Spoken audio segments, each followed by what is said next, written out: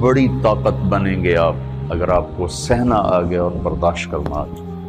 چونکہ جب آپ برداشت کرتے ہیں نا تو اندر میں ایک طاقت پیدا ہوتی ہے. وہ طاقت آپ کی روح کو پرواز دیتی ہے اور اگلوں کے لیے تسخیر کا کام دیتی ہے. اور اگر آپ پھٹ گئے تو بم کے پھٹنے سے کیا ہوتا ہے؟ تباہی آتی. جب آپ پھٹیں گے یا میں پھٹوں گا تو معاشرے میں تباہی آ جائے گی. تو اس کے لیے آپ دو چیزوں کا اہتمام فرمائیں. ایک اپنی زبان کی حفاظت فرمائیں.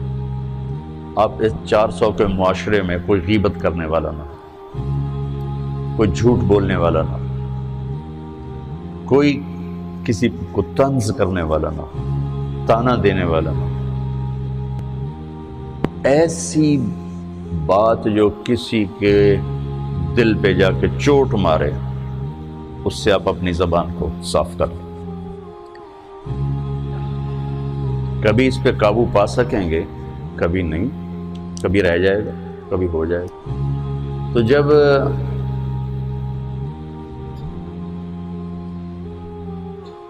ہاتھ سے نکل جائے بات تو پھر اللہ نے ہمارے لیے توبہ کا دروازہ رکھا ہے. 2 نفل پڑھو، اللہ سے معافی مانگو، جس پر زیادتی اس سے جا کے معافی مانگو. اس سے آپ کی مزاج میں ٹھہراؤ آ جائے گا.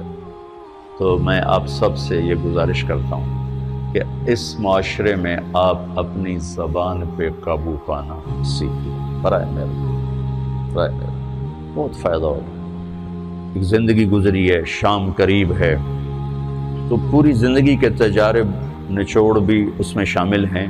اور تجارب نچوڑ کو گولی مارو اور دیوار پہ ڈال دو. میرے نبی کا فرمان اس کے لیے کافی ہے کہ آپ نے فرمایا کہ 2 چیزوں کی ضمانت دے دو، میں جنت کی ضمانت دیتا.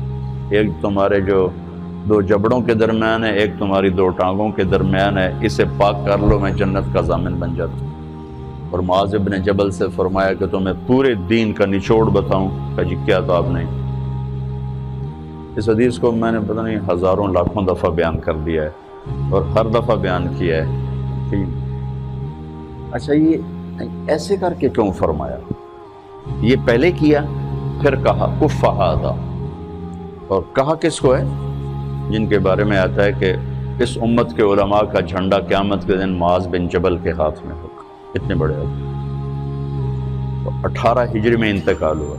1434 ہجری میں اردن گیا تو ان کی قبر سے خوشبو آ رہی تھی. 1400 سال گزر گئے، ان کی قبر سے خوشبو کا آنا بند نہیں ہوا. اتنے بڑے آدمی کو کیسے سمجھایا؟ بچے کی طرح. معاذ اس زبان کے قابو. تو آپ سب کو، اپنے آپ کو بھی کہتے ہیں.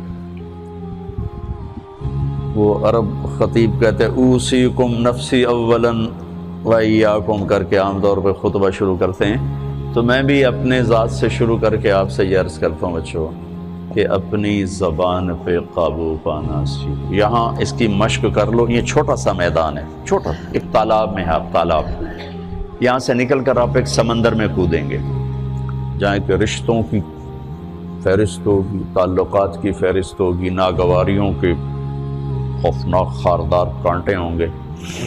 کہیں کہیں پھول ملیں گے ورنہ کانٹوں سے بھرا جہان ہے. اگر آپ نے یہاں پریکٹس کر لی تو پھر آپ اس میدان میں جا کر انتہائی خوبصورت معاشرے کا فرد بن جائیں گے.